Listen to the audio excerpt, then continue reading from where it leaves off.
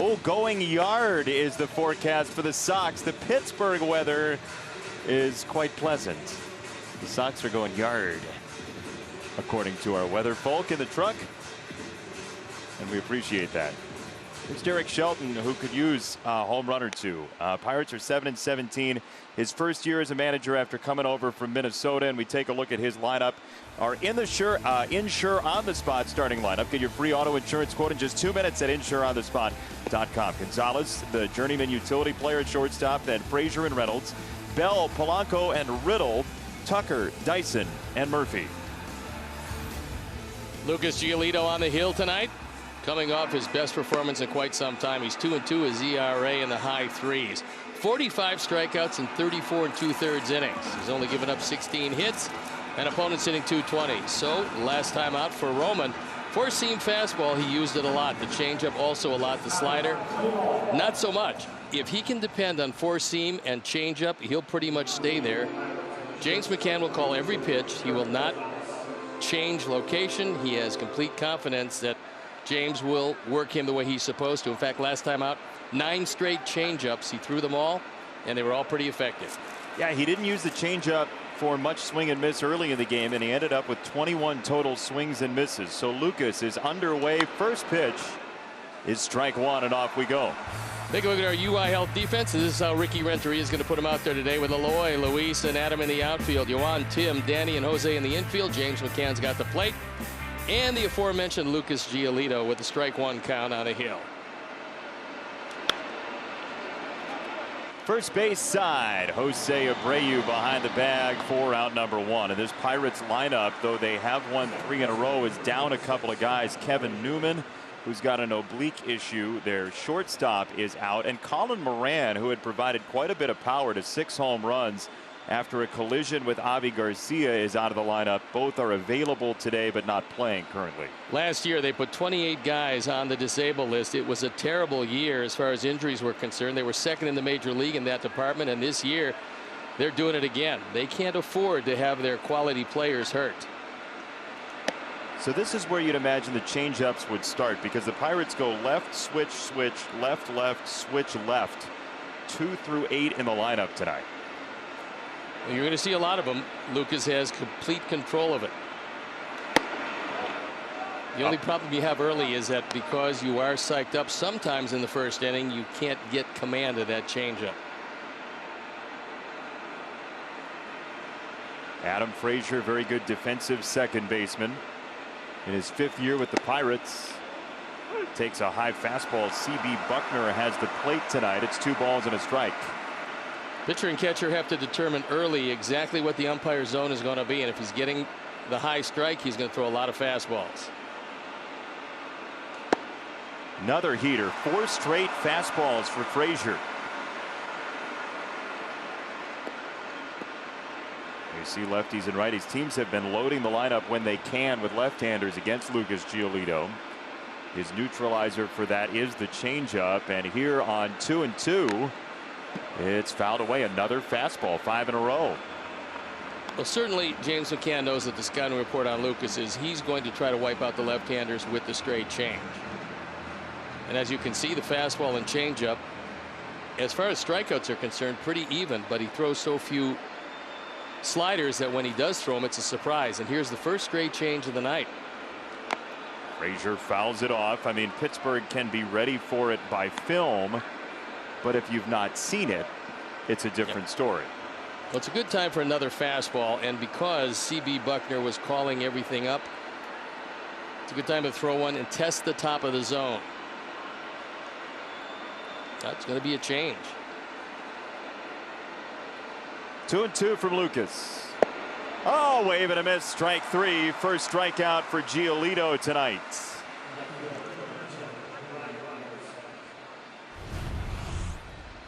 This is his best changeup. You saw the dip on that one. That one looked like a waist-high fastball coming out of his hands. You see the spin. It turns away and down to Frazier, and he was no match for that one. Pirates are a very aggressive offensive team. They swing early. They have a lot of guys above league average on first pitch swings. But on a high changeup like that, you're not going to see a whole lot of first pitch swings. Lucas is one of the few guys that I've ever seen that actually throws a high changeup by design. He'll throw a high one, then he'll throw one that struck out Frazier. He'll throw one to test the bottom part of the zone. If you can master them both, well, you go to an all-star game like Lucas did last year. With his battery mate James McCann. And on 0-1, this one hit in the air left center field. Luis Robert is there. And a nice 1-2-3 inning for Lucas Giolito. Sox will swing it against Brault next. There's a look at Steven Brault. His 5th start, his 6th game. He's going 12 innings. His control is not good. If the Sox are patient, Brault might give up his first run of the year in the 1st inning. For Roman, this is what he'll throw. Four-seamer, 49%. He views himself as a fastball pitcher. However, he really struggles and fights his control on occasion. As he is here, 2 balls, no strikes to Tim, who had a walk but no hits in his last game against the Cubs on Sunday. That broke a 7-game hit streak, and a great start again for TA halfway through this year.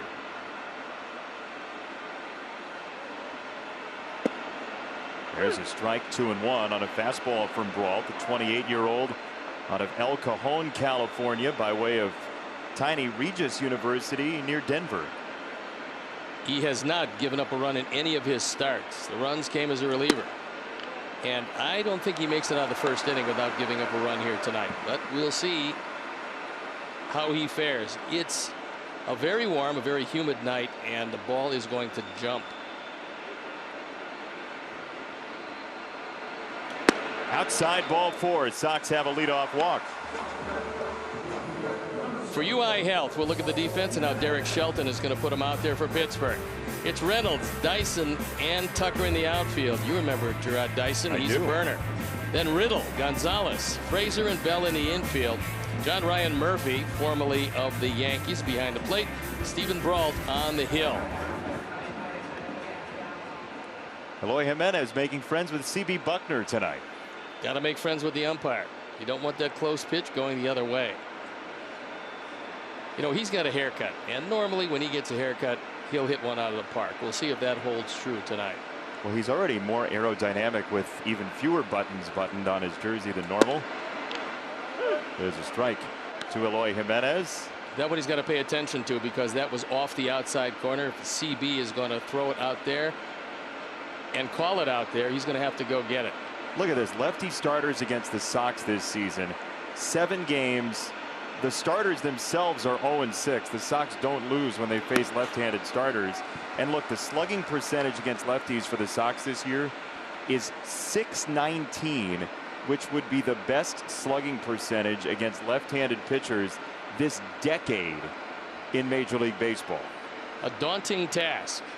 Tim getting a decent lead, but he would like to force Brault into showing him his best move. This is going to be the first breaking ball of the sequence for Brault. Eloy to right field on a line. Tucker makes the grab. Cole Tucker converted into an outfielder. A nice play for route number 1 as Jose Abreu comes up. And our State Farm great performance is the American League Player of the Week. Jose Abreu. Tim Anderson tweeted about him. A number of other Sox players did. 7 home runs in a week. It's his 5th career Player of the Week award. A pretty amazing week he had. That's going to get you Player of the Week each and every week. It better. I mean, if there's somebody better than that in a week, you tip your cap and you say, oh, whatever. You would think they'd be staying away from Abreu because they're defending him that way. Steven Brault is away with ball number 1 to Jose Abreu, who's got the 2nd most hard hit baseballs in Major League Baseball. Gerard Dyson is a step or 2 into right center field. Now he's actually moving, not straight away, but he's more straight away than he was on the first pitch.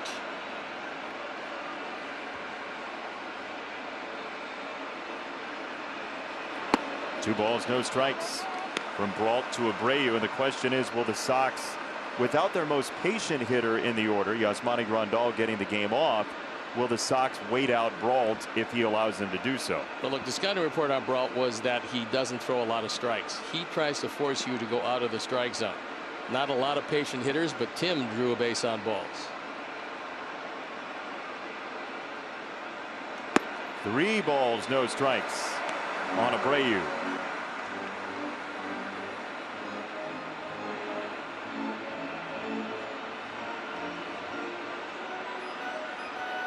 I would think that even with Edwin in the on-deck circle, Jose has the 3-0 green light. If he gets something to his liking, like a fastball away that has the zone, he'll swing at it. That's off the plate, ball 4, everything away. And Brault's going to take his chances with Edwin Encarnacion with 2 on and 1 out in the first.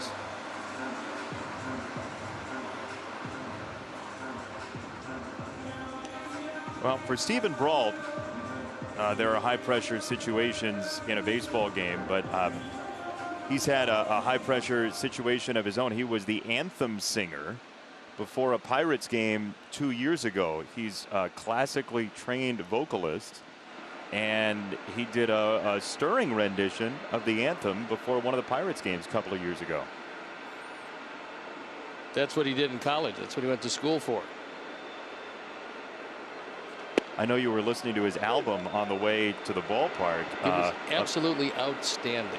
Yeah, called A Pitch at Broadway. He does a number of musical theater classics, including Rent and Book of Mormon and Dear Evan Hansen.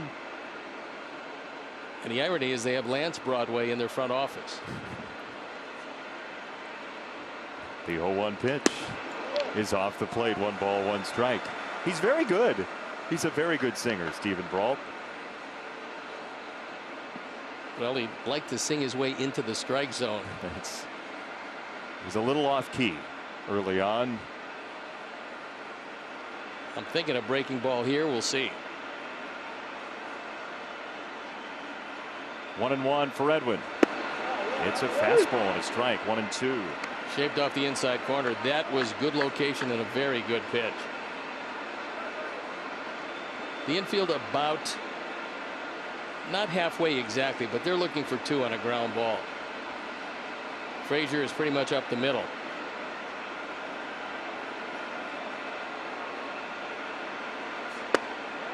Edwin skips out of the way. 2 balls, 2 strikes. So a lengthy affair in the first inning again for an opposing pitcher against the Sox.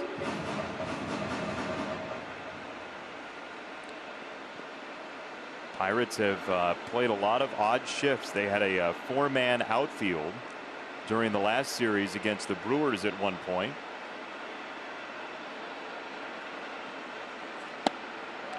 Edwin thought about it and decided not to tilt at it. 3 balls, 2 strikes.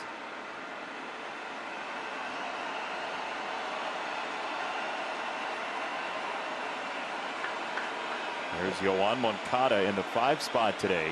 Eloy Jimenez up to 2.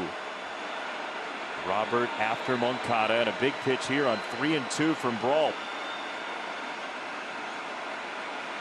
Runners go. It's a foul ball for Encarnacion. In a situation like that, if you're behind the plate catching, you know you got a speed burner at second base and Tim Anderson. You also know you got a trailer on the play, and that's Abreu. If in fact he throws a fastball by him, you can't go at third base. You have to try to get the trailer. That's the man you're looking to throw out to get the strike him out, throw him out double play.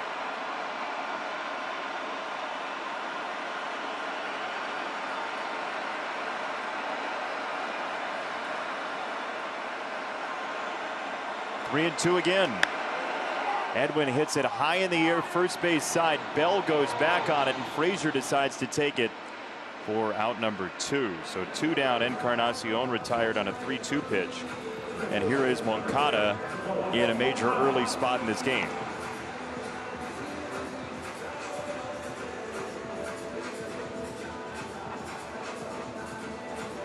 Juan has had a couple of days off. A couple of days to rest those legs. Hopefully he's hitting with a solid base. When he's at his best, he hits the ball very hard. Well, on Sunday, He had 5 at-bats. He saw at least 5 pitches in every at-bat. So we'll see how he works Brault here as he takes a first pitch changeup for a strike.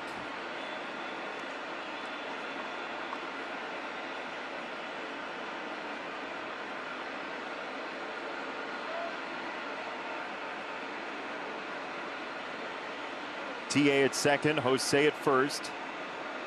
20 pitches for Brault in the first inning. Yoan left-hand side, and Gonzalez makes the pick to retire the Sox. 2 stranded on a couple of walks. Were scoreless through 1 in the opener. Team that aggressive offensive club, but since July 29th, the Sox have the second best starting pitching ERA to just the St. Louis Cardinals.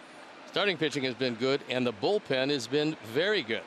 So pitching to this point, and today is the halfway point, has been good across the board.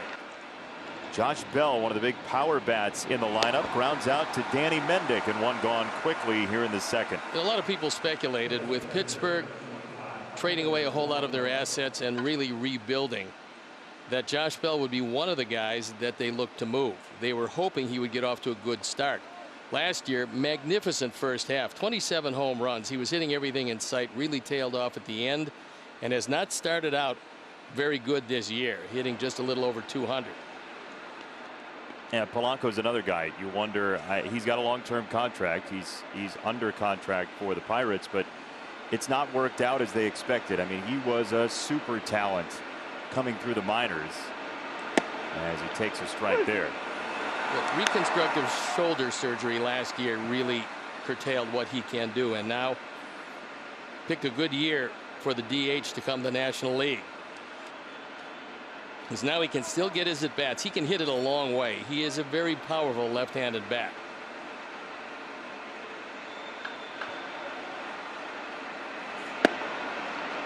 Fastball strike from Giolito. 0-2 on Polanco.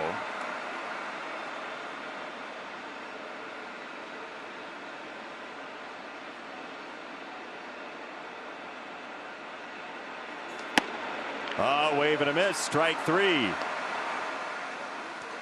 Look, the scouting report on Lucas is if he gets a chance, he'll wipe you out with the straight change. Polanco, the entire at bat, was looking for that straight change. He not only didn't get it, but when he did see a fastball, it was up and out of the zone. So the good thing about that at bat, he never saw the straight change. The next time he won't be able to adjust to it because he hasn't seen it live. A quick dispatch of 3 pitches. Lucas so far has thrown only 4 changeups out of the first 16 pitches. So here's JT Riddle, former Marlin out of Frankfort, Kentucky. There's a changeup, 1-1, and Lucas is getting it and firing it tonight. Feels pretty good about himself. And by the way, I never minded a lineup that was stacked with lefties, because once you get your release point, the same guy basically comes up. I mean, you're looking fastball in, changeup away, and it's lefty after lefty after lefty. The lineups that give you problems for a right-hand pitcher are ones that it's a lefty, a righty, a couple of lefties, another righty. So you change your release point. Lucas tonight, this is not the most difficult lineup that he'll face. And a high fastball here might just put an end to this. 1-2 for Riddle, and it does. Strike 3. Third ticket punch tonight for Lucas Giolito.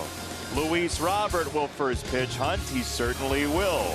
He's up first. Ton of them, 28 of them since last Sunday. Of course, that's #1 in Major League Baseball. The Cardinals have 17 all year long. The Pirates have 24.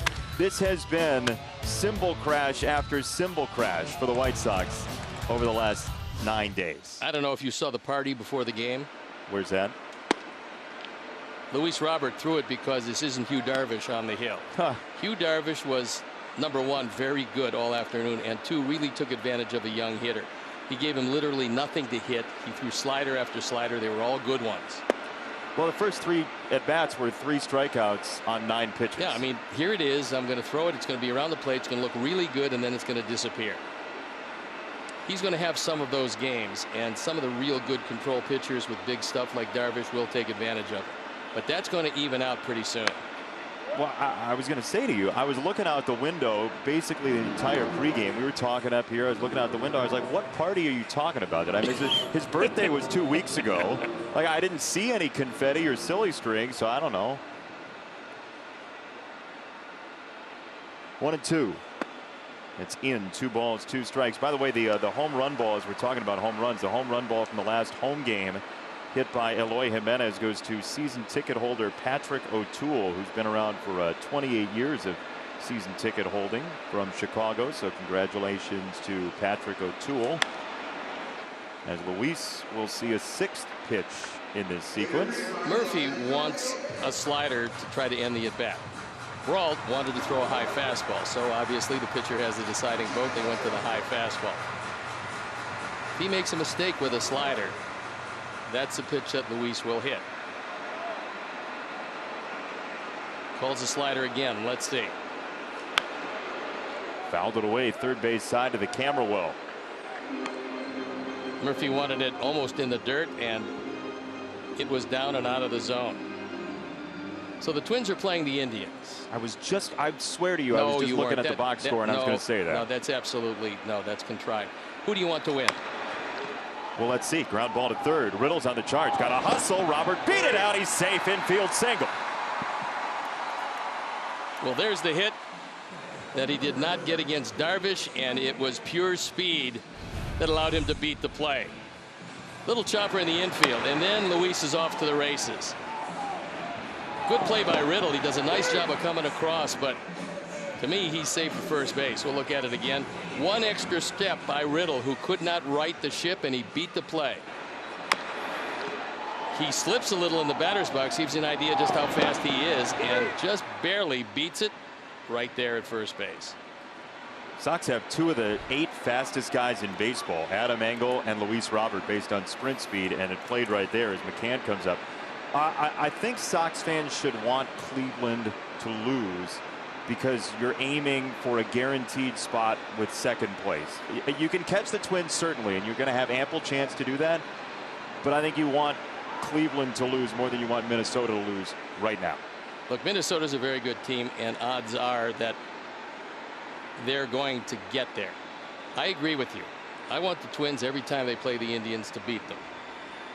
And the Indians offense isn't great. They got Bieber going to the mound, and Minnesota's still winning 2-1. I hope it holds. Well, what I really want, and I think what Sox fans want, is every time the Twins and Indians play, for the Sox to win that night, because then you don't lose any ground on anybody and you pick up one guaranteed. When those two are playing, you can't afford to lose a bunch.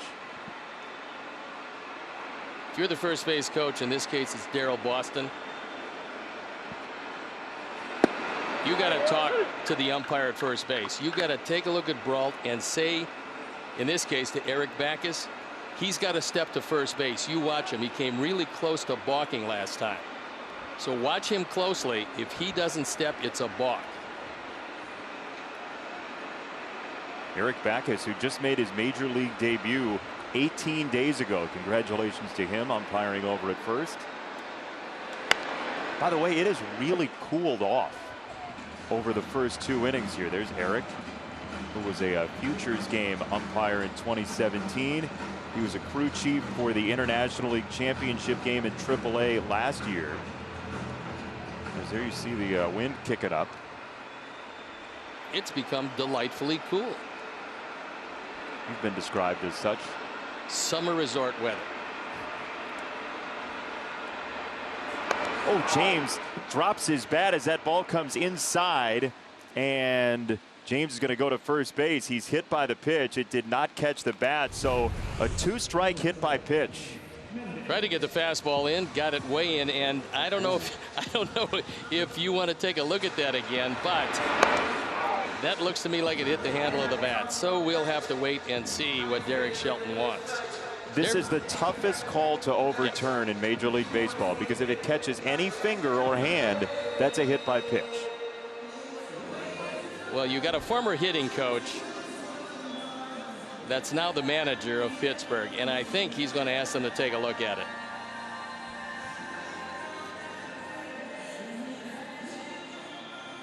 Derek Shelton, who might remember him a long time with the Cleveland Indians, Minnesota Twins. He was always a very good hitting coach. And getting his opportunity as a manager, they felt, and by they I'm talking about Ben Cherington and the Pirates, they felt that he would change the culture. They felt that they had to have a change of culture in a rebuild. And Cherington felt that Derek Shelton was the guy. And obviously it takes a while to change the culture. I want to, as we watch this again, it looks like the glove of James McCann rumples as the ball comes in. So watch the gloved hand of James McCann and see if the ball gets the hand first. I think that's tough to overturn. I think he's coming back to the plate. You do? Yeah. The rumple rule. You learn something new every day, yeah. and sometimes it's true. Just watch, though. Watch and see if it might have caught the glove first. I mean, that glove does move downward. Yeah, I think he's coming back. I know you do. I'm just making a case, Counselor. Hey, look, I mean, the jury's in the box. I might as well. You could very well be right. I mean, they're taking a long time. All right, let's see. Is it a hit by pitch or not? He's staying. He's going to stay at first base. They got him on the rumpled rule. I mean, that's why you have it in the book. No, but you were right when you talked about the fact that of all the calls that they have, that literally is the single toughest call to overrule. And you wonder, I mean, I get why you would do it. In the video room, it's a big play in the game. But to use a challenge on that play that early, I think maybe a longer tenured manager doesn't do that. Possibly. That's not laying blame, but I think a lot of managers just instinctively don't want to challenge calls like that anymore because they never get them. Danny Mendick takes ball number 1. So the Sox have their 4th runner on base in 7 batters to start the ball game. Here's where Danny has to be patient because he's got a left-hander on the mound really struggling with his control, and the last thing you want to do is help him out by swinging at something out of the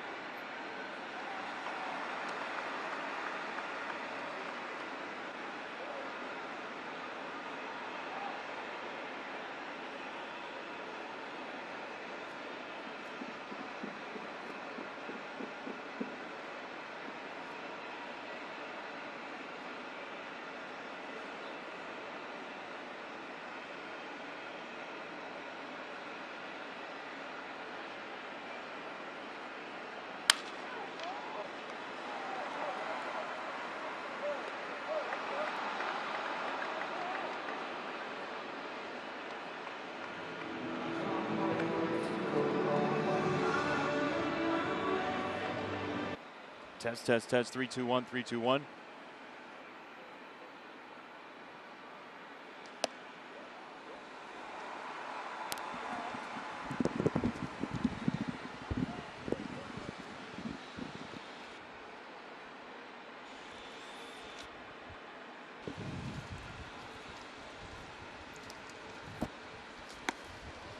Test 3 2 1.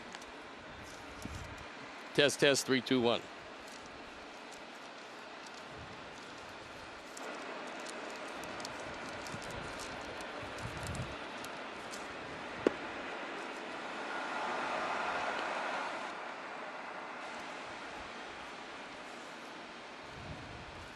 All right, so we are back here now to Guaranteed Rate Field. If you lost us, which I think everybody did, the ballpark took a power surge, and so there was a flickering of the lights. The lights went out as Giolito strikes out Cole Tucker. The Sox picked up 3 runs in the bottom of the second inning while you were gone. So if a tree falls in the forest, the Sox still do make a sound. RBI single Eloy Jimenez, RBI single Tim Anderson, RBI ground out Adam Engel. 7 up, 7 down for Lucas Giolito, and the Sox rally spanned 7 batters in the second inning. So it was a power surge in the ballpark. Our truck took a hit downstairs. Our crew is okay. That's A number 1, and we are now ready for baseball once again. So thank you for sticking with us and following along on Twitter at Jason Benetti, at Steve Stone. And the Sox are up 3-0 after you went away. Well, things went very well in that second inning. First of all, Steven Brault having some problems with his control. He hit McCann and then a walk to Mendick. That really set it up. Derek Shelton decided to play the infield in with the bases loaded, nobody out, which is never really a great thing in the second inning. But it cost him 3, and Lucas Giolito has been masterful. That's in for a strike on Gerard Dyson, the former Kansas City Royal, who is the 7th active leader in stolen bases in Major League Baseball right now. And there's certainly a reason why he's on this roster, and it is in large part his speed, which is still very strong. You don't really like to throw him fastballs middle away, and the reason is that his game is slapping the ball to left and left center field. Luis Roberts very shallow in center. He's going to come and try to get anything that he dumps that way, and here's a changeup. It's on 3-1, and there it is, 3-2. You see, when a team has not looked in the eye of Lucas Giolito's changeup, it's a very difficult night. Well, tonight Lucas established his fastball early, which really sets the stage for that great change.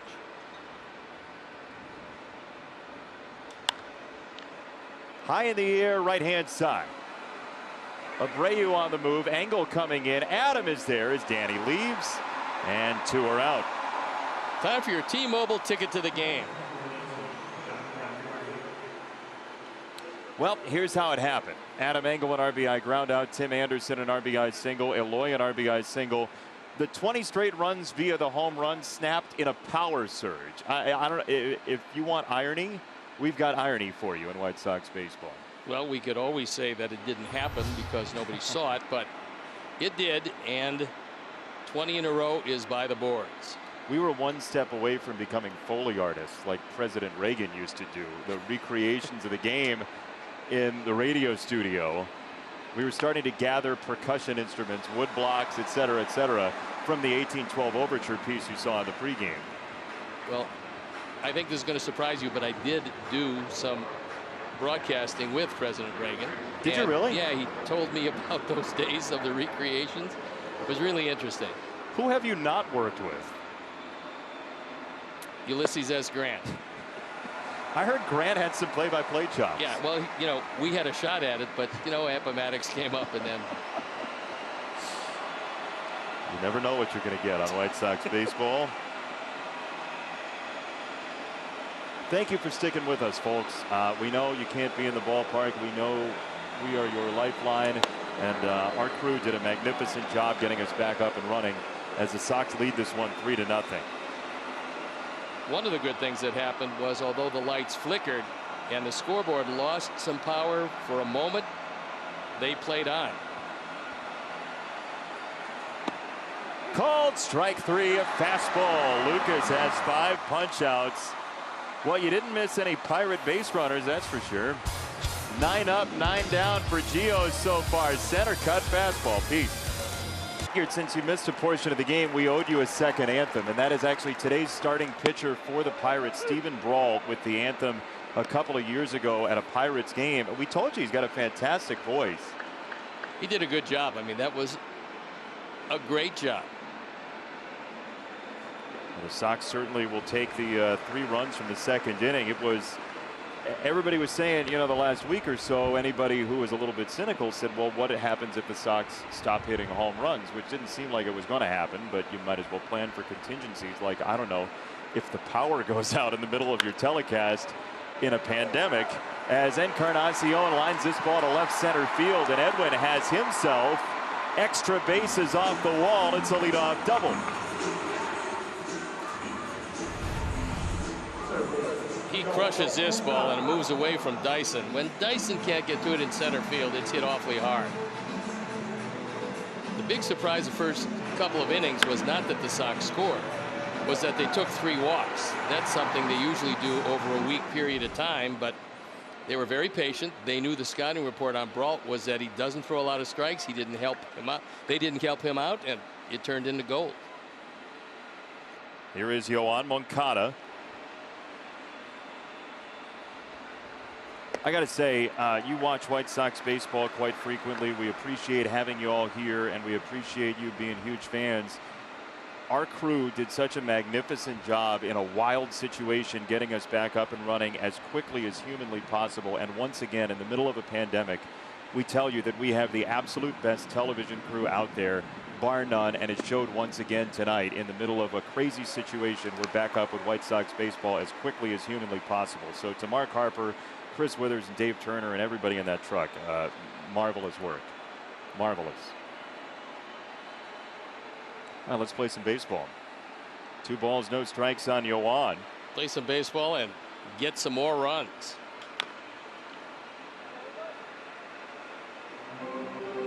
Well, so far, although they've started to stir in the Pirate bullpen, they have not started throwing yet. But you would think that someone is going to pretty soon, and the reason is pitch number 54 on the way, and there's nobody out here in the bottom of the 3rd.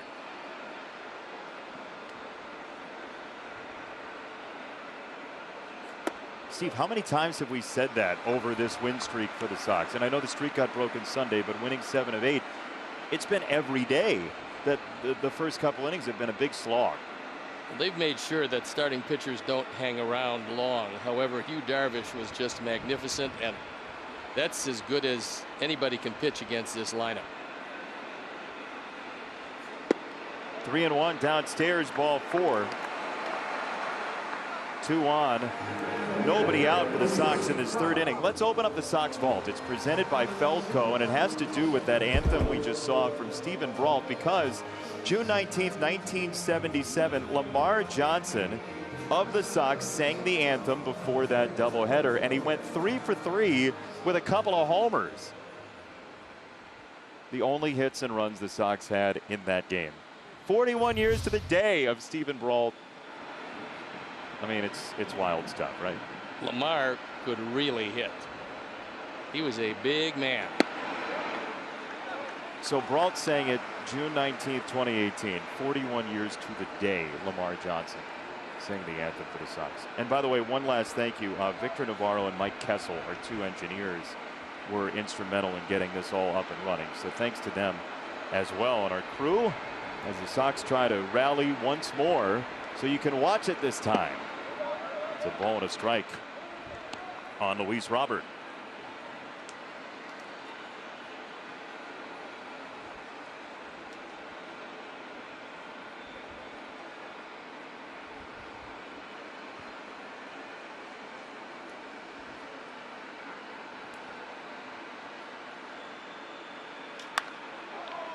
In the air, right-hand side, toward the pole it goes, and this ball is just foul from Luis Robert. To me, like that wind was actually trying to push it back fair. That one was slicing, but straightened out. Wasn't fouled by much, but just enough. Hey, your 2020 Chicago White Sox are presented by Guaranteed Rate, the league leader in mortgages. Here's the pitch. Visit rate.com today.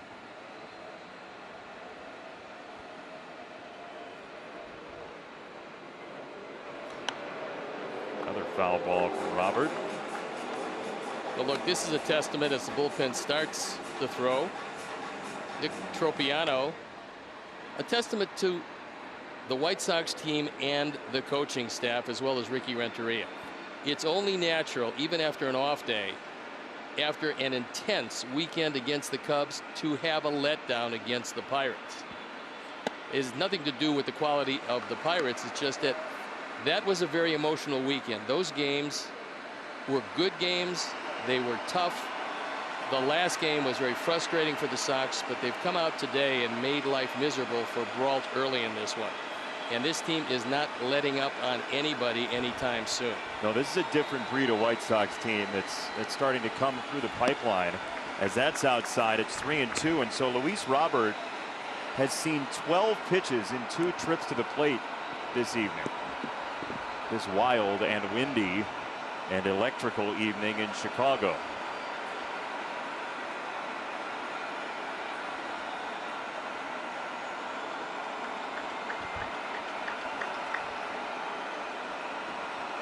Two on, nobody out, 3-2, and Robert hits it out towards center field. Long run for Dyson, it drops in. Stop sign at third for Edwin. Throw back behind him at third is waiting for him.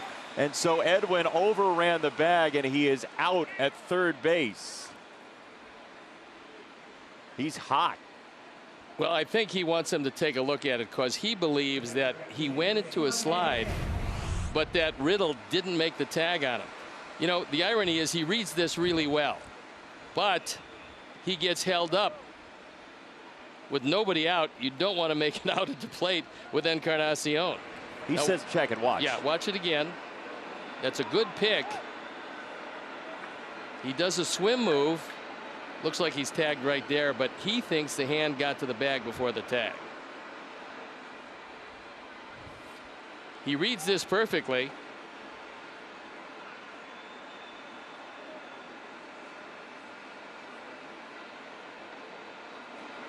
Edwin says check it. They're not going to. That looked like he was out, Stoney.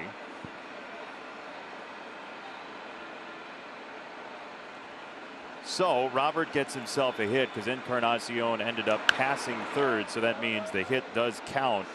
Moncada to second base. The Sox have 2 on with 1 out.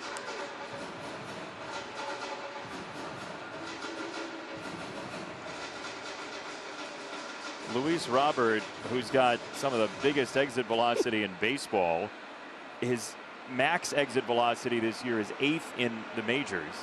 He had one that was just under 80 and one that was just under 70 with his 2 hits so far. As this one gets away, Murphy can't find it, and the Sox put second and third on with 1 out. We'll watch it again. It's a slider in the dirt. Murphy tries to knock it down. He just can't get to it. This ball bounds away, and now Derek Shelton, who had the infield in primarily the entire second inning, has to bring them in again. A great place to hit for James McCann. Yeah, you said it during the break, and people couldn't hear you say it because nobody was on the air. We weren't, the Pirates weren't, but the infield in was not a good idea. Well, not with the bases loaded and nobody out. You're trying to limit the damage. Derek Shelton brought everybody in. Maybe that was a testament to how Lucas is throwing tonight, but you open yourself up to a big inning. And it wasn't a huge inning, but 3 runs, the way Lucas is throwing, is a major inning.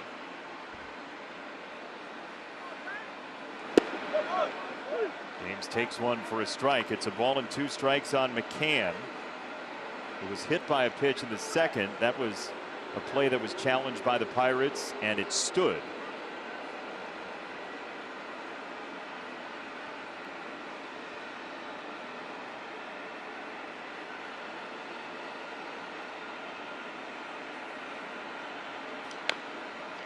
Clipped foul, third base side. The Sox are making 2 strike at bats really tough on Steven Brault tonight. Kind of an interesting defense because you've got Frazier and Bell on the right side. Bell is so far off the line, not thinking that McCann's going to go that way. He's so close to Frazier they can almost shake hands. You very rarely will see anything like that, and the defense the way they're doing it.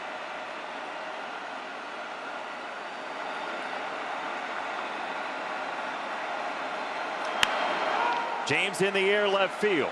Reynolds back at the track. He's underneath to make the catch. Moncada tags from third. He scores. Throw into third, not in time, and the Sox take a 4-0 lead as James McCann gets himself a sac fly.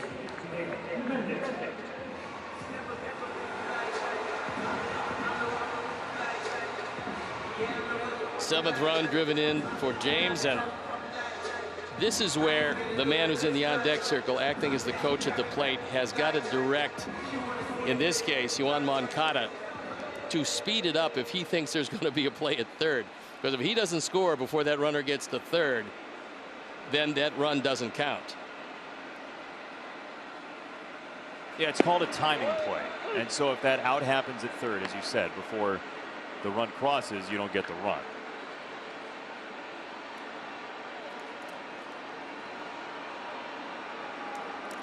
There's Robert at third, very quick down the line. Danny Mendick, the batter. And Danny swings through, strike two on a changeup from Brawl.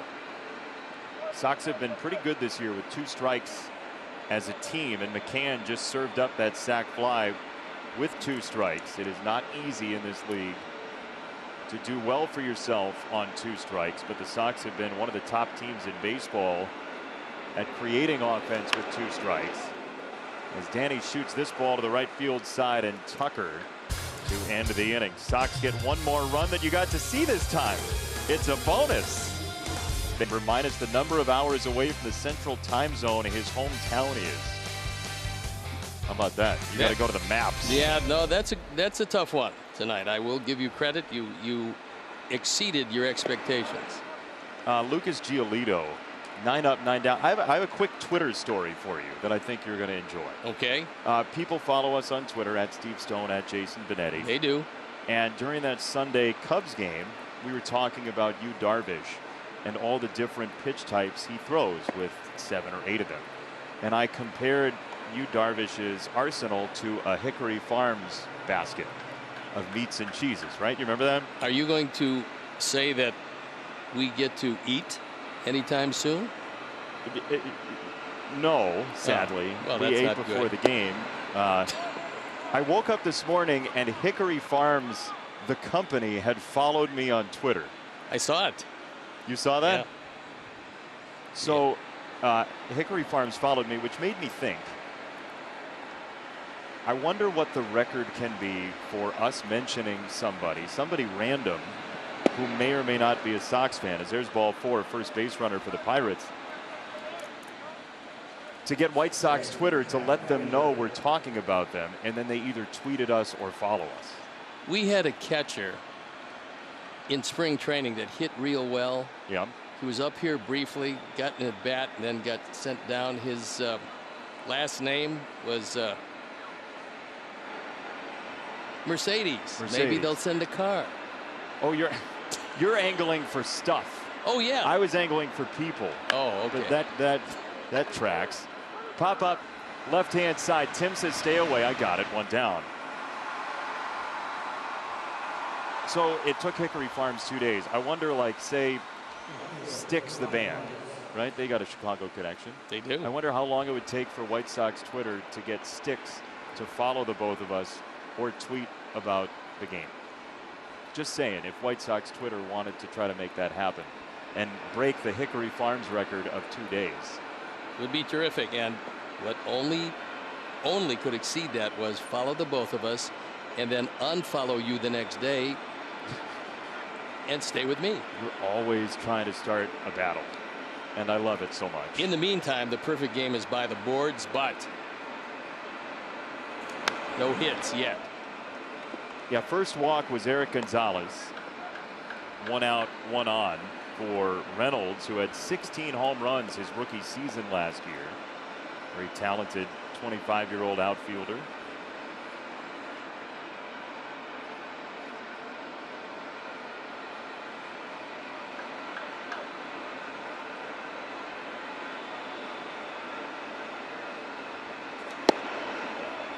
Two strikes. Let's go back to the pop-up, because Eloy Jimenez is feeling like, what's my territory here? Well, eventually he's going to be able to catch something, except it probably is not going to be in front of them. You know it's not going to be to the left of him, but he's got everything he wants to the right of him. And Tim takes a swipe at him, and Eloy misses the return. We're just practicing his swipe tag is really all that's happening there.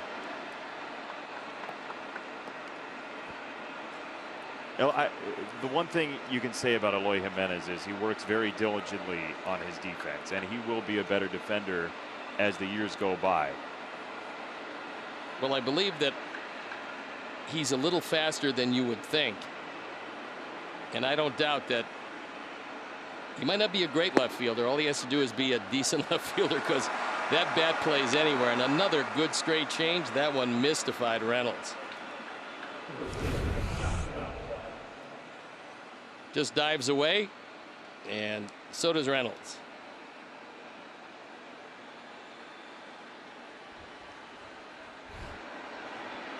You could say that he sailed away. Boy, you're working this one.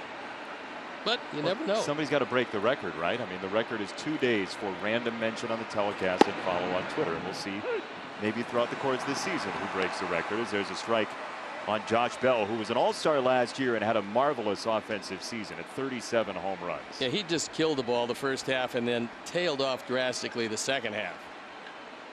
But he's got huge power. And it could very well be that things from a baseball standpoint will work well for him. He's not a good defender. But maybe, just maybe, they like the fact that there's a designated hitter so much that they carry it over. And then guys like Bell, as they get older, they've got a spot as a designated hitter in either league. Left side, a line drive to Yoan Moncada. Como Arigato Pirates. 4-0. Because Nationwide is on your side. Hey, that wasn't bad tonight. Ooh. Yeah, it's a good thing we worked on the off day, because we smoothed it out. And Nick Tropiano comes on. This is his seasonal debut. With the Angels last year, it didn't work out for him very well. Had a few injuries over the course of his career and trying to resurrect his career out of the bullpen for the Pirates. So Brault goes 3 innings, gives up 4 runs on 5 hits with 4 walks and no strikeouts. Sox team is too good a hitting team to give them 4 walks in 3 innings. And Stephen Brault had some control issues, so he departs this one after a whole lot of pitches through 3. Sox are looking for more. Good start to this very brief homestand with the 2-game series against the Pirates. We'll see Pittsburgh in Pittsburgh for 2 in a couple of weeks, around a couple of off days as well. But we told you in the open, as we set up the series, as we like to do at the beginning of a set, that the Sox are playing 14 of the next 17 against the Pirates, the Royals, and the Tigers. And this is a grand opportunity. Nothing against those teams, but they are all under 500 teams within the Central. It's a grand opportunity to pick up some ground in the American League Central for the Sox. Well, we told you about the Indians and the Twins. The Twins were leading 2-1, and were being the key word. They're trailing 4-2. Shane Bieber on the mound for the Indians, and I'm not sure if he's going to lose again. He's magnificent. The question is, will the bullpen be able to subdue the Twins? Miguel Sano is hitting everything in sight. That's a real good offensive bunch, but so far the Indians are holding them down, and they take a 2-run lead into the bottom of the 7th. They're in Cleveland.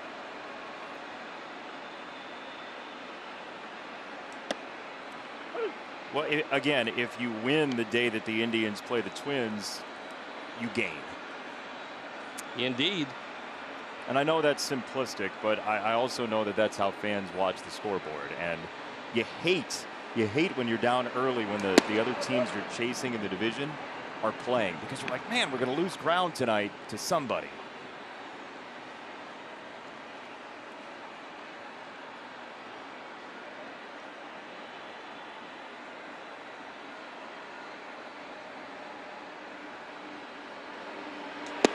Wave and a miss, strike 3. Tropiano's got the first strikeout tonight for the Pirates. We can't wait to hear you cheering on the Sox at Guaranteed Rate Field again, really. We miss you dearly. Reserve your spot to see us live in 2021 with the best seats, best prices, and more. Call or text Sox Ticks to 312-674-1000 or go to whitesox.com today.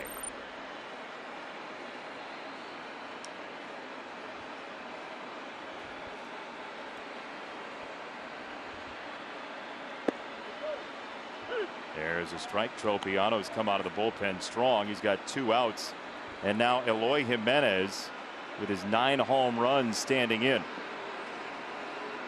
It looked like Tropiano threw a splitter.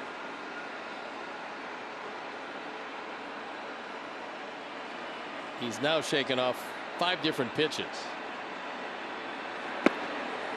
No, it's a straight change, and that one had a lot of good downward movement. Eloy Jimenez just had his 100th run driven in with that base hit in the second.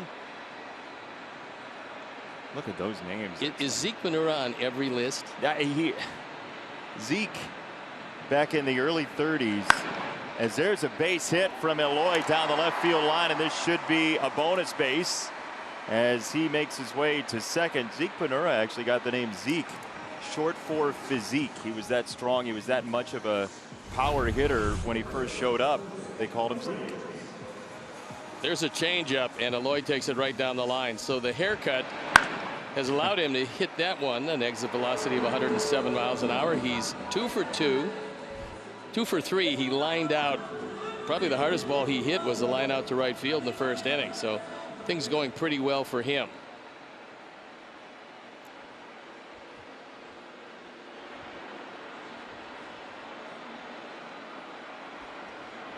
Jose Abreu walked in the first part of that 2-walk first inning against Brault.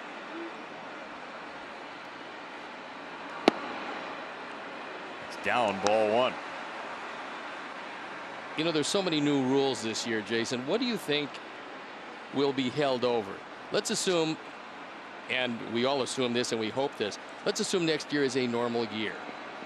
What do you think are some of the things that might be held over from the experimental stage this year to implementation next year? It's a high fly ball to left field. Very high fly ball. Deep left field. Is it? It's not. New rule. Fence moves in 4 feet. And we'll hold it for next year. If that wind wasn't blowing across to right field, that's a home run.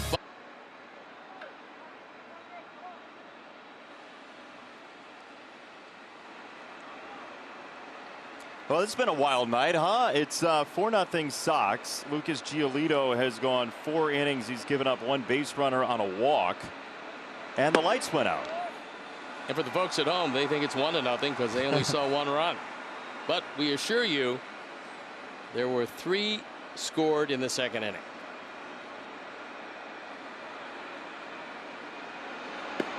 All right, this is a big challenge to your philosophy as you sit here. Like if you don't believe things didn't happen that you didn't see, it's tough for you to believe it's 4-0. But you got to trust us here. Yeah, especially if you're looking at the scoreboard now. It's downstairs. It's 2 balls and a strike. Couple of changeups from Lucas to Gregory Polanco.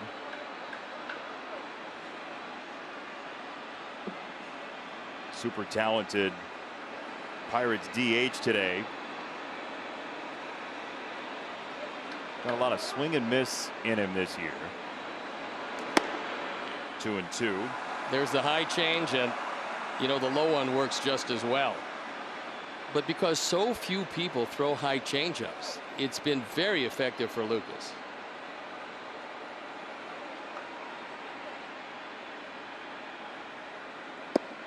So why do you think Lucas has success with this pitch and most others don't? I don't think that they can read it. Lucas is a big man. He's what, 6'6"? He gets good leverage. Everything comes out straight over the top. And so they're reading fastball. It's a change, but it stays up. And you still have a hope that it is a fastball because you figure just about everybody else throws that change up down. So when it stays up, you read fastball. The ball doesn't get there. I didn't answer your question. We'll get back to it after a batter here before the Jose Abreu shot to Jupiter that fell just short of the wall. That one was up there seemingly forever. 49-degree launch angle. Oh, strike 3 called. CB rang him up. Polanco not real happy with that, and he's saying it was down, and CB saying it was not. And then Polanco said it was down, and CB said it was not. It was down, and CB said it was not because he rings him up. Lucas will take that all night long. Polanco would hit 12 if that was a strike all the time. In the, 'Civil Servants' games in Binghamton, they call that a bad beat. 4-0 That was one of those. That'll get you in big trouble if you're short on chips. One down for Riddle, and here's a ground ball to second. Round number 2. Our momentum maker is presented by the First Midwest Bank, and our momentum maker is Lucas tonight. Lucas is good most every night. He's particularly good tonight. Great spin rate. We told you the leverage he gets, everything comes out of the same spot. The velocity is terrific.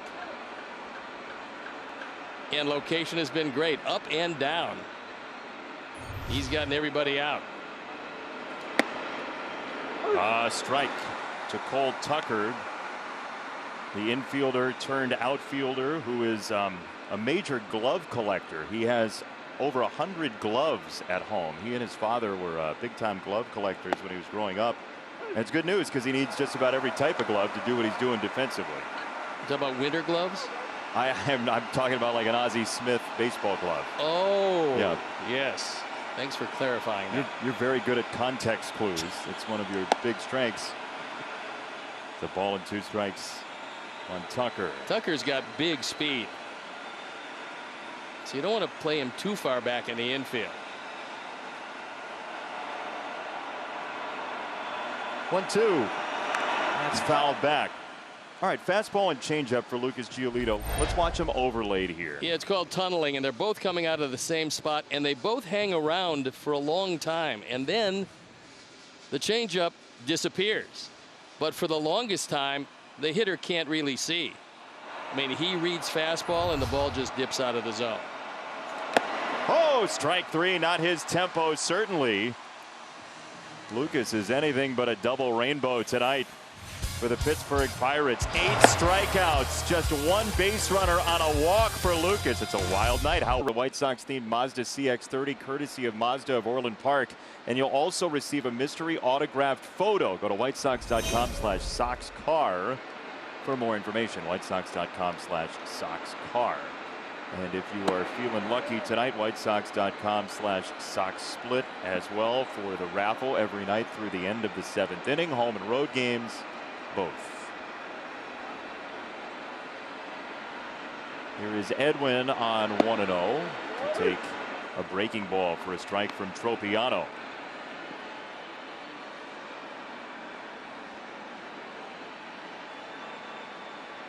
Tropiano so far has had pretty decent stuff. There's that splitter. Yeah, I mean, it looks like a pretty good pitch.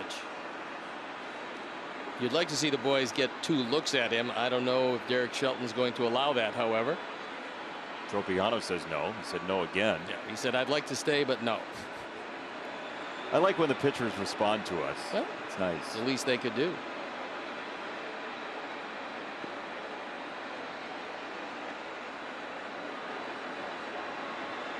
One, 2. Oh, wave and a miss at strike 3. 1 down. Let's check in the studio. White Sox postgame live presented by Subaru coming up in a little while. Chuck, what do you all have?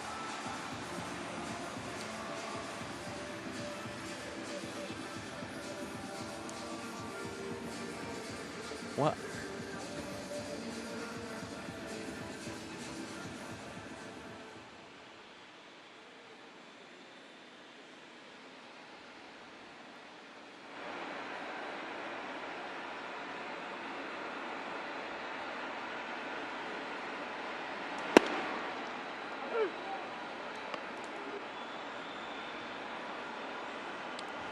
Why did he give out his cell phone number? We missed that. Why did he do that?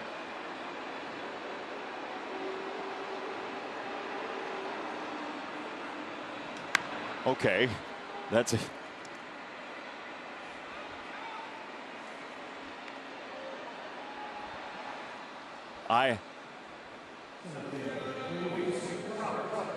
I can safely say I'm really sorry I asked. Yeah, that's thanks, guys. That's something you didn't want to know. Nope, no. Ask a silly question. Subaru White Sox postgame live coming up in just about 4 innings with Chuck and Ozzie, and who knows, maybe the mayor. Big White Sox fan as she is. It's really a great pre and post with those 2 guys. And Big Frank is there on occasion. They have special guests, but those 2 guys are the mainstays. And they are really entertaining. That ball shot to center field. Dyson back at the wall. It is off the fence. Luis Robert hoofing it for second base. He's in there with a first pitch double on a 3-for-3 night. So you talked about against Darvish how tough it was, and his response has been golden. Well, look, I mean, he faced the rare pitcher in Darvish, who's at the top of his game right now. This is 111 miles an hour. Straight to center field. He's 3-for-3 tonight. This is a guy that has unlimited skills. There's no telling what he can accomplish in this game, assuming that he stays healthy. First of all, he catches everything in center field. He's got great speed. Those are things that he just does because he can do them. But as far as hitting is concerned, you're going to see guys take advantage of him on occasion. And then when he figures it out, he's going to look like he's looked tonight. Second time in his career, he's had a 3-hit game, and he will fly by that. Perhaps tomorrow or the next game after that. Look, the talent is otherworldly for Luis Robert. It's just a matter of piling experience on that.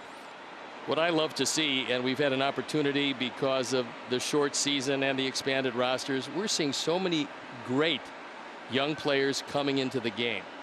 The talent level, which seemingly was down for a couple of years, is way back up.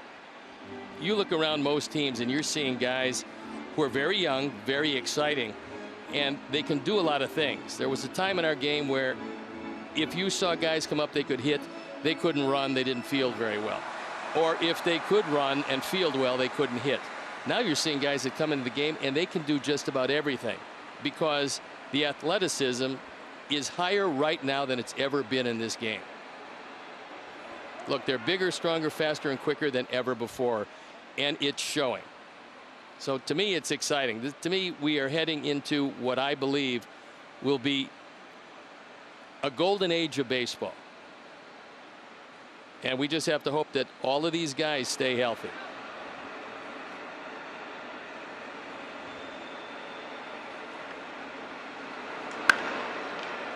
James to center. Dyson started in and now makes the catch for round number 3. Sox have a 4-0 lead. Pirates only base runner on a walk.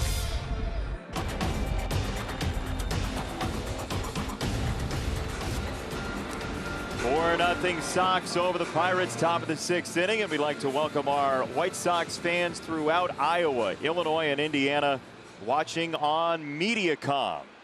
You've only seen one Pirate base runner. That was an Eric Gonzalez walk to lead off the 4th inning, and Lucas Giolito 58 pitches deep of a shutout of the Pirates as it stands right now.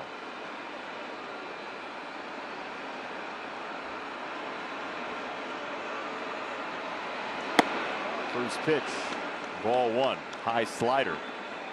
That's one of the few he's thrown tonight. It's number 5 all night. It's all fastball changeup, 32 fastballs, 22 changeups, and 5 sliders for Lucas Giolito. This ground ball to second base. Danny Mendick has out number 1.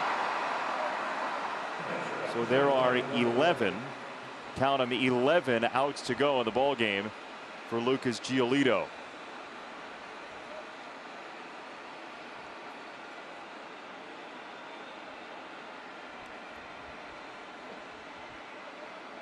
Here. 60 pitches so far, and that's actually a pretty low total when you consider that he's fanned 8, which means he's not throwing too many balls. He's gotten some quick outs also, and that helps. Swing and a miss. First pitch slider again. Second straight first pitch slider of the inning. So James is starting to loosen up the reins on that 3rd pitch in his calling behind home plate. He's just giving him a different look.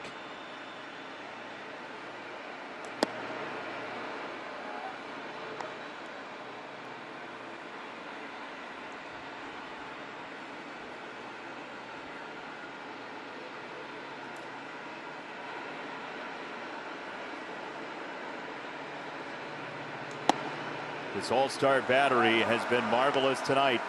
Lucas 8 strikeouts, including one of Murphy, his first time up. Well, James knows that if he wants to go back to the slider, that might be it. and he wants to go back to the slider. On 1-2. And that's it's it. a swing and a miss. It is it. 9th strikeout for Gio. 2 down in the 6th. These two guys work so well together that Lucas never shakes off a sign. If James thinks it, seemingly Lucas is thinking the same thing.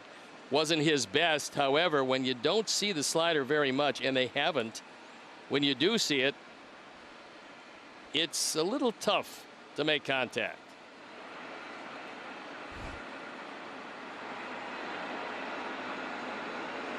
Gonzalez, the only base runner tonight for the Pirates. Another first pitch slider from Giolito.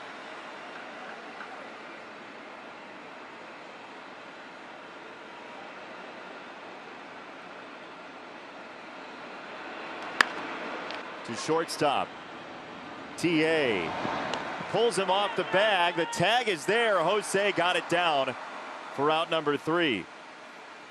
What a good play by Abreu as he came off the bag with the swipe tag and ended the inning. He's got him. So for Lucas, 4-0. Banking, bank.com/75. Pretty entertaining ball game so far tonight. Very entertaining. A historical game so far because you don't see a power outage very often in the middle of a ball game. That's what happened at Guaranteed Rate Field. You missed a couple of Sox runs. The Sox hold a 4-0 lead, and the only Pirates base runner on a walk, Eric Gonzalez, in the 4th. When you're throwing the type of game that Lucas is throwing, you want just another couple of runs. Why so? Well, only because, look, he's well aware of what he's doing tonight, as are his teammates. You want to get to the point where the game is not in question and allow him to do what he's done, which is pretty much saw through this lineup with an assortment of pitches that have been to this point unhittable.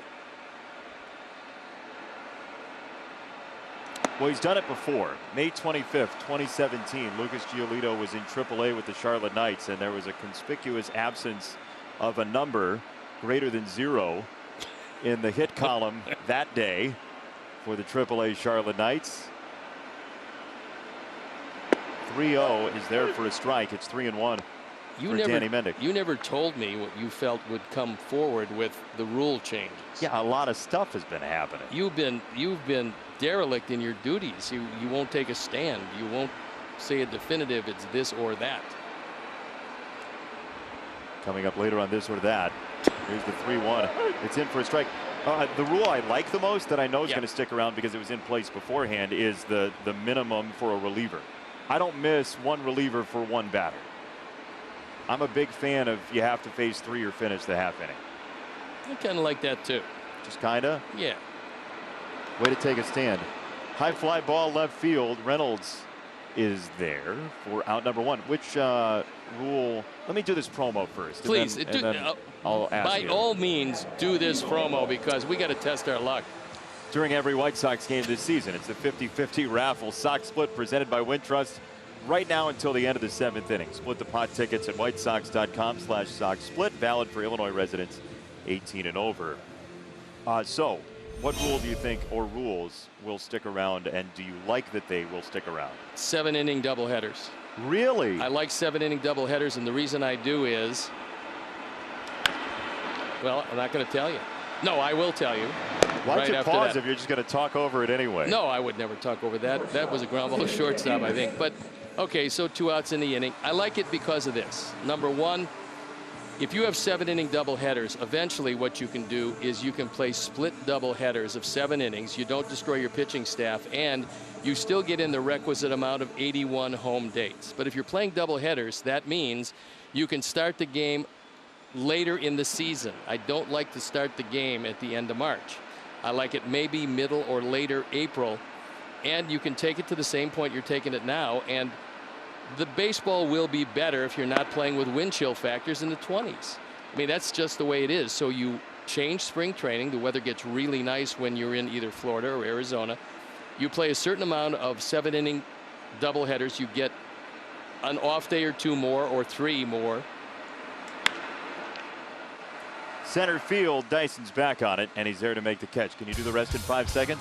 No. 4. Number of other 3, things coming 2. after this. Shutting out the Pirates of ways. It is 4-0.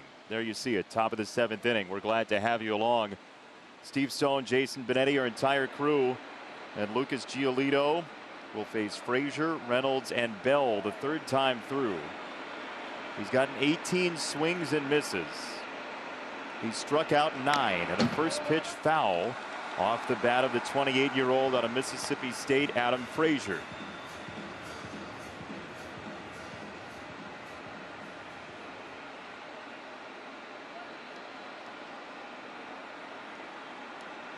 On 0-1. It's there for a strike. A high fastball, 0-2. Lucas's stuff has been superb all night long. He started out with a 1-2-3 first, getting everything over the plate, and it stayed that way. Ooh, that one Frazier almost leaned into. You could see him thinking about putting the lead elbow and leaning toward it, but at the last instant pulled it away. A deep breath from a young man who's become the ace of his staff. The 1-2 is fouled left-hand side. Still good velocity at 95. McCann wanted it up a touch higher. So now you speeded up the bat, and the question for McCann is, do you go to the straight change? What do you believe the answer is? No, high heat. 1-2.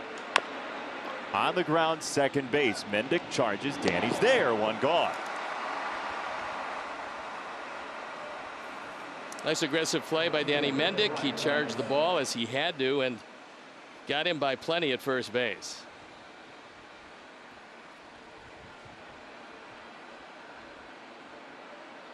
Lucas trying to keep himself calm. He's done so much work on his focus, working pitch to pitch and locking in on every individual moment. As the moment grows around him, his awareness grows of the moment and what's missing for the Pirates today. That's he locks in again. Yeah, that's as big a key as anything that he did before last season. Was work on the mental aspect of the game. You're a #1 draft pick. You have the physical aspect. Once he got back healthy, that was not the problem.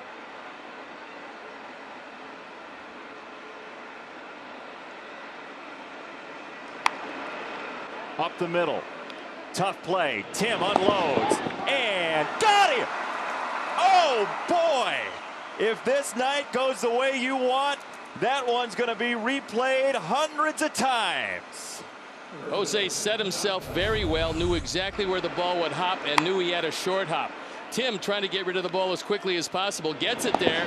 Great pick by Jose on the back end. This one is a dandy. Every special night has a play like that one. Lucas pretty happy. Things keep rolling along, and the man he's facing now, Josh Bell, has hit the ball the hardest of any of the Pirates tonight.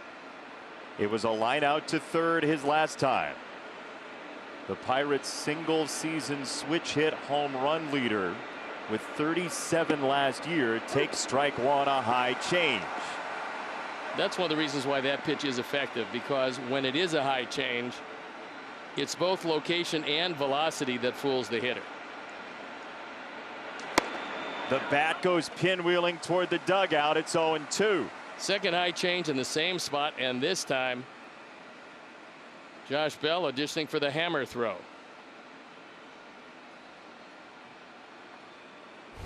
Retrieval cam has the bat. Let's look at it again. Two high changes in pretty much the same spot. That one clears the bench briefly. So what do you follow it with? Well, because he's seen two high changes, I follow it with a high fastball, a little bit higher than the two changes, because his line of sight is up there. You don't need a strike here, but that's another change. 0-2. Swing and a miss. So he got the sword out. Wizardry from Giolito. 6 outs to go. And the conspicuous absence of a number on the scoreboard. Sox Math winner brought to you by GMC. 2 games in the series times 5 home runs Friday, Saturday. 10 plus 79 is 89, Abreu's jersey number. And then Cienfuegos, Cuba is 1 time zone away from Central Time. Baseball Stall 44 is your winner with 88, and Baseball Stall 44 will do the intro video tomorrow for Sox Math. The question is, will it be a Lucas Giolito themed Sox Math with a bunch of zeros in it, as the Pirates have nothing in the hit column so far? And the first pitch is a strike on Eloy Jimenez, who's 2 for 3 tonight. One of the most bizarre nights in a ballpark you are ever going to see or not see. A power surge during the Sox rally in the 2nd inning knocked us off the air, knocked the light towers out briefly.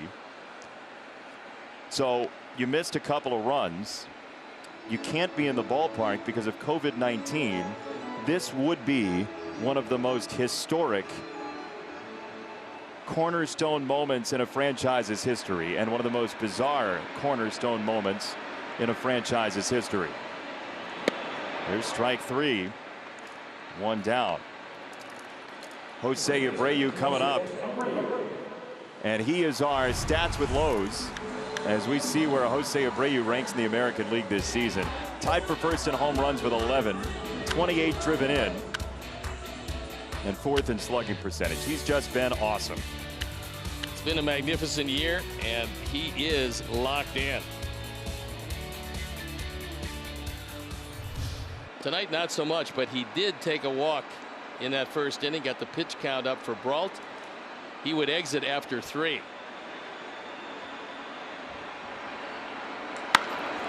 Well, you don't keep a good man down for long. Jose tags it to center for a 1-out single.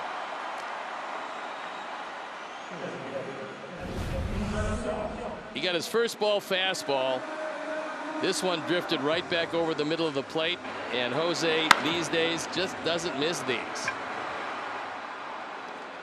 Tell you what, you'd love the Sox to get a couple of runs, but you'd also love for the Sox to do it fast and keep the rhythm for Lucas Giolito. Pitchers will tell you that in situations like this, they want to go right back out there.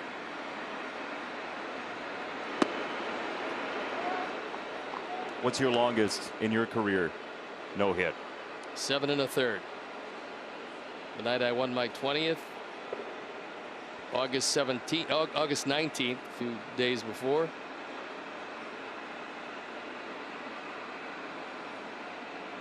However, when I did give up a hit, I got knocked out that inning.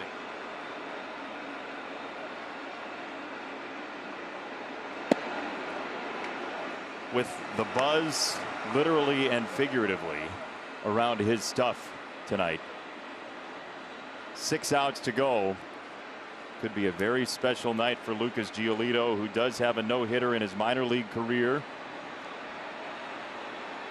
That was a 7-inning deal 3 years ago. You know, in this situation, there are games where you're giving up hard hit ball after hard hit ball. They just happen to be going at people. That has not been the case tonight. Lucas has had excellent stuff. They haven't been on it at all. And as you can see, nobody is talking to him. Edwin to center field. Gerard Dyson trotting back, and he's there for out number 2.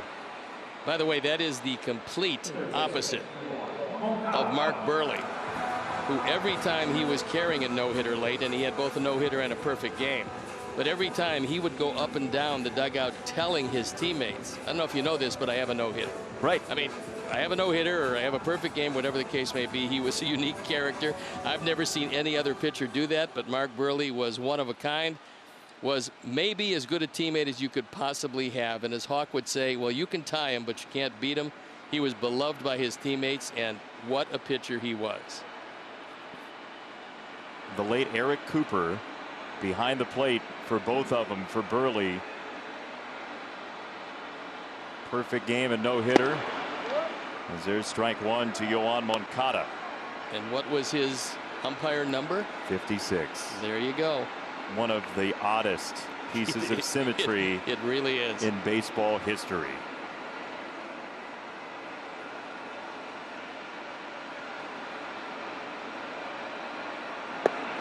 0-2. That splitter's really working for Tropiano. From the time he came into this game, that pitch was real good, and it stayed that way.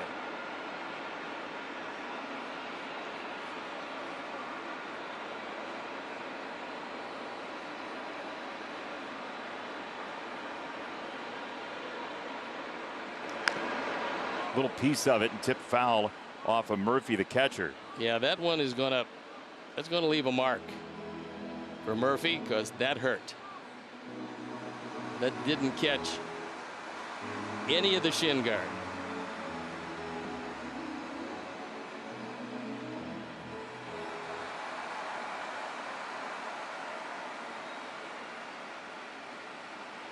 Lucas Giolito and his catcher, his confidant, his believer, his guide, his partner in all of this, watching video for the final 6 outs. Separate but together in spirit. Wave and a miss, strike 3. Time for Lucas to get behind the wheel again. Nothing in the hit column for Pittsburgh to the 8th. Combination between Abreu. Little ground ball slicing away from Tim. A one hopper to Abreu, who does a great job of picking it, getting the out. And there you see the call by Eric Backus. Pretty tense moment, but Lucas Giolito rolls along. That was the Pirates' best bid for a hit so far. It was the 2nd out of the 7th inning. It's Gregory Polanco to start in the 8th. First pitch, easy, does it, strike 1 on a fastball to the edge. And Polanco questions C.B. Buckner. I mean, that was a pretty good pitch. I can understand where Polanco, the last time in the 5th, would question the pitch. But this one was there. Well, that's just spillover. High fastball here. Let's see if we can get it by him. Way high, 1 ball, 1 strike.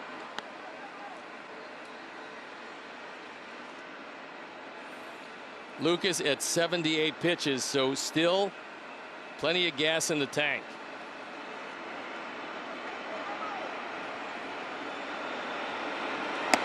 One ball and 2 strikes.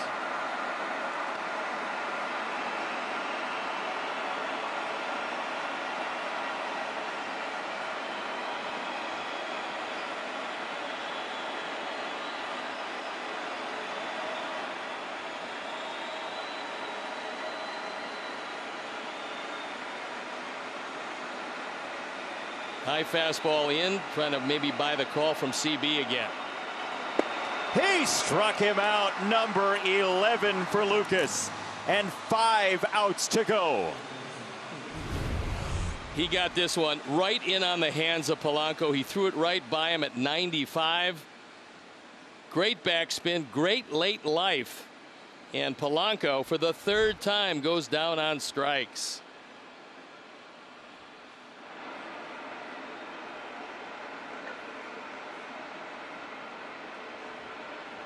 One down for JT Riddle. In for a strike, a changeup, bottom of the zone.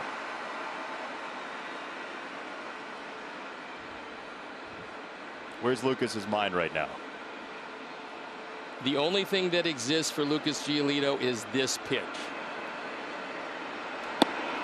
It's a good one, 0-2. He's not thinking of anything else. He is as locked in as anybody can be. His whole world is pitch to pitch. Nothing exists that happened before. He doesn't think of what's going to happen next. He's thinking about the pitch he's throwing right now. Pop up first base side. The counter is at 4 outs remaining, with the Pirates still hitless.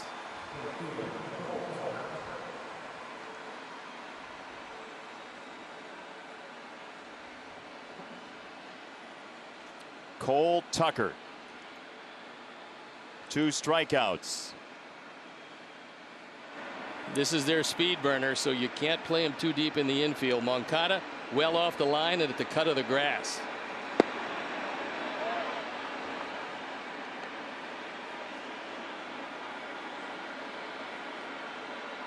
Pirates' only base runner tonight was a 4-pitch walk in the 4th inning for Eric Gonzalez.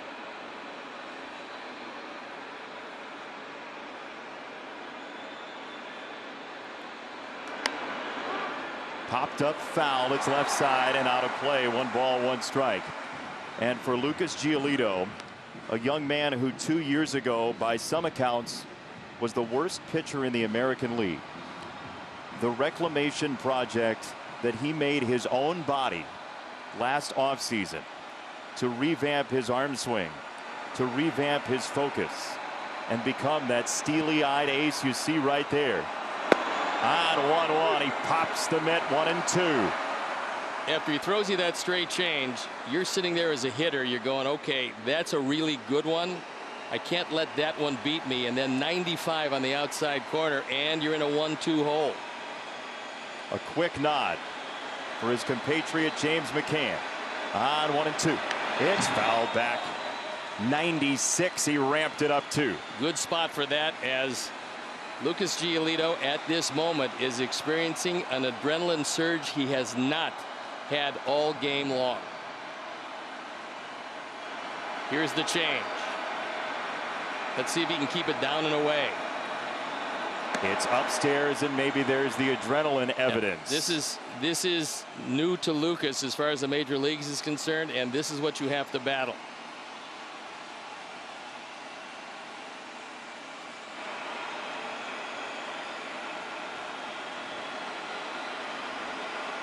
Two balls, 2 strikes.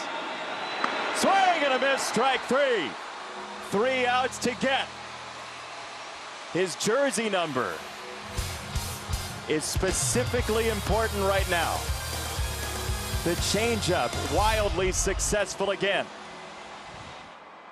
Food and beverage. Ticket packages start at 20 games, include flexible payment plans and postseason options. For more information, call or text 312-674-1000 or visit whitesox.com.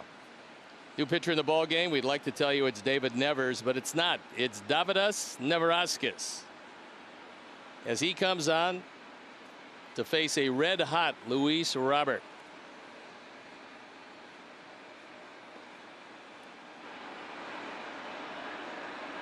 Three for Luis Robert. And a wave and a miss for strike 1. Tropiano out of the bullpen for the Pirates was outstanding Well, tonight. he kept the game within reach. He threw very well in 4 innings. 3 hits, no runs. Struck out 4. Nary a walk. A fine job. Check swing he went on a nasty breaking ball. 0-2.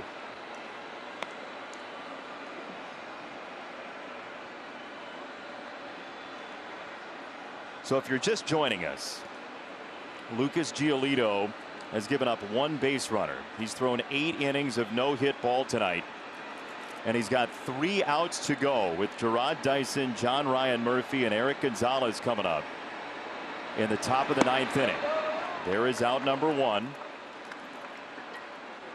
in the home 8th. Luis Robert, 3 hits. Time for StatCast, powered by Google Cloud. And we take a look at Luis Robert's speed first.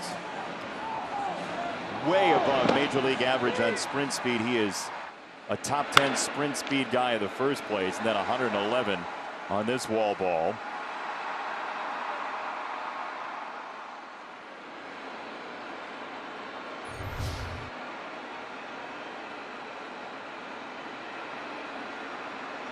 One down for James McCann. A fastball for a strike.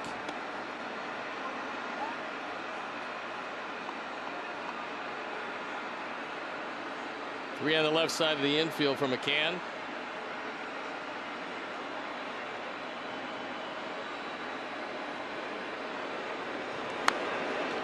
Foul ball off the net. 0-2. The White Sox offense has been at the center of the stage for the last week, but you feel right now like they're the opening act for the band on tour, and Lucas Giolito is just waiting to grab the microphone and rock the stadium. Well, with the offense doing what they did over the last week and a half, you miss the fact that the starting pitching has been really good. James to center field, a base hit. Let's check in with the studios. Subaru White Sox postgame live coming up shortly. Do we have history in a no-hitter tonight? We'll find out together. Chuck, take it away.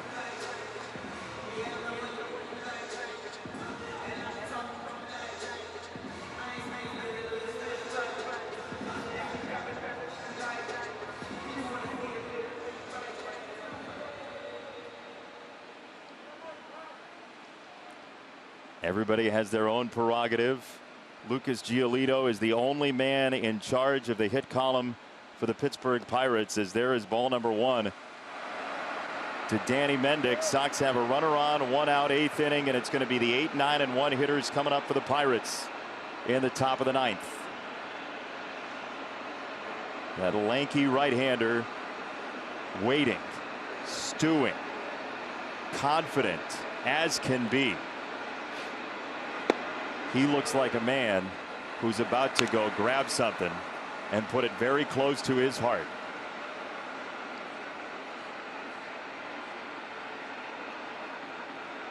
He does have a no-hitter, but a completely different scenario.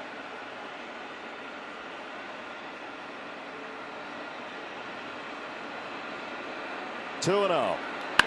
On the ground, back to the mound. Neverauskas picks it back up and throws to first for out number 2.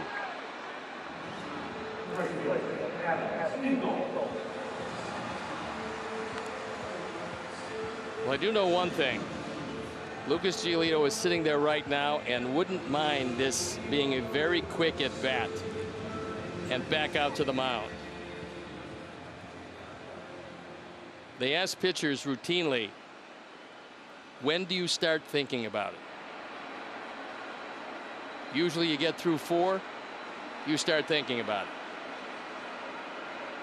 That early, huh? Yep. Yeah, you do. 2 out. Engel, strike 1. And then what generally will happen is you start to get ahead of yourself, and you have to keep pulling yourself back and saying, this pitch, make this pitch.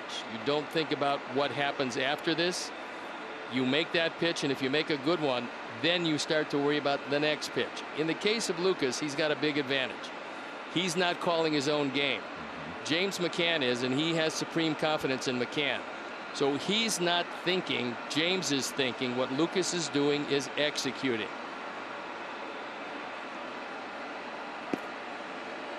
One ball and 1 strike on Adam Engel.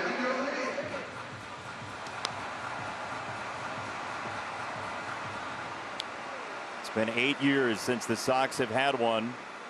Philip Humber, that fateful day in the Emerald City in the Pacific Northwest. And that was a perfect game.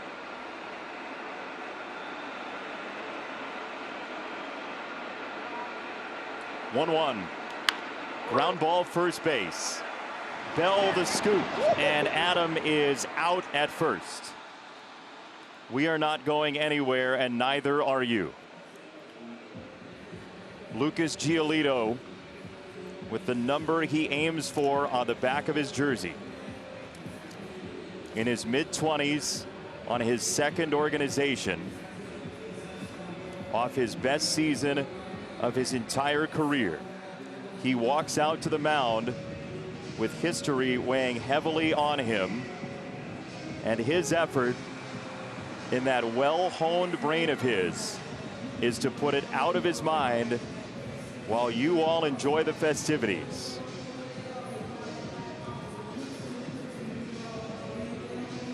Between innings, he came back into the dugout. The first man and the only man that he went to was James McCann. And with all that's going on around him, he was talking to James McCann about that one high changeup that he left up. And he was explaining to James why he did it. James was explaining to him, don't worry about that one.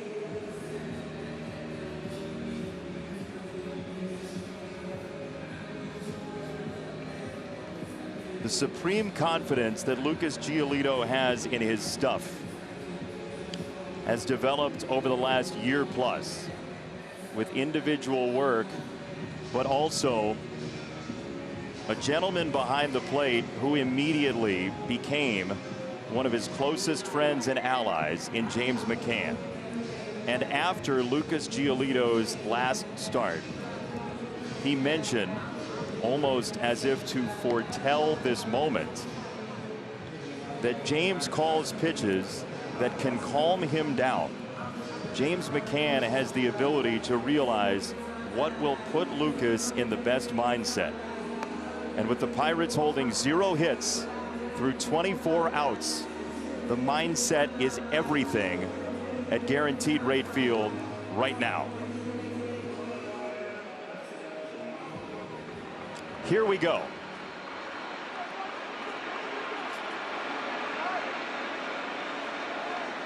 Jarrod Dyson has put the ball in play twice tonight.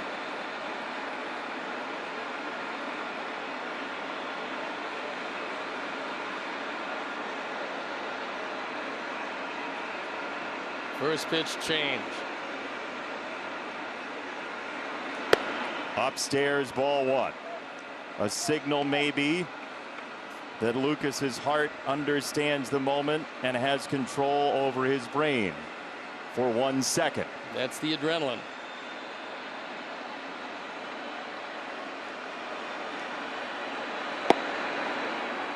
Two balls, no strikes.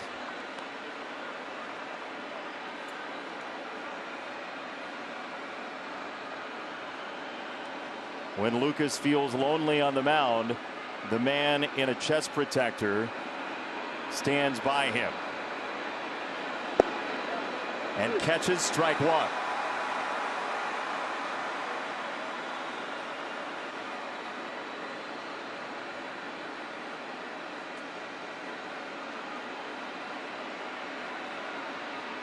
Two and 1.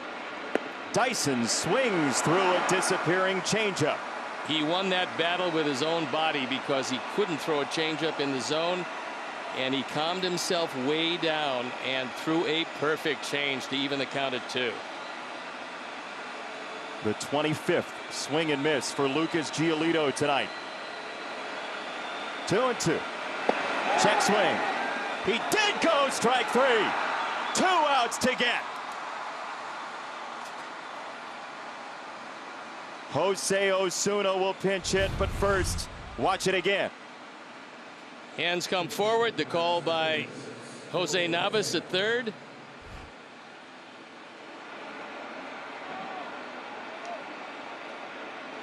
Osuna pinch hits. Murphy taken down.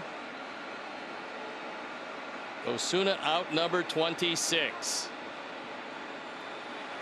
A young man who grew up in the entertainment industry in California has provided the height of drama tonight for baseball fans across America and specifically here in Chicago.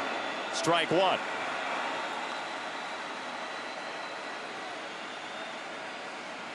Osuna says, okay, that's what I'm dealing with. Lucas can't wait to throw again. Music playing in his head. 0-2. Lucas hasn't used a lot of the sliders, but if he throws another one there, Osuna has 0 chance. And McCann thinking the same way. Let's see if he can get it there. 1 ball, 2 strikes. What do you follow it up with? Same spot, same pitch. But James has got a real good idea what he wants to do next. And Lucas is going to do exactly what he says, and that's throw a slider. They sync up in a heartbeat. 1-2. In the air, right hand side. Adam Engel is there. 2 down. And now, the only man to reach base tonight for the Pittsburgh Pirates, Eric Gonzalez. Why don't you take this one, partner? Like James and Lucas are a team, so are we.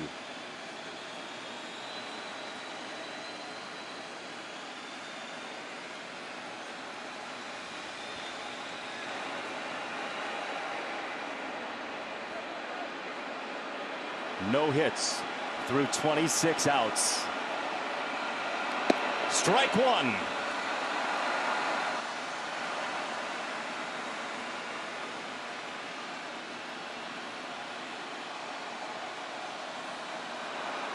Deep in thought, the well-trained mind of Lucas Giolito. He went strike two. One more bat to miss. Nobody's here to watch, but everyone at home has their hearts in their throats. On 0-2 to right field. Adam Engel is there! A no-hitter! The 19th in White Sox history!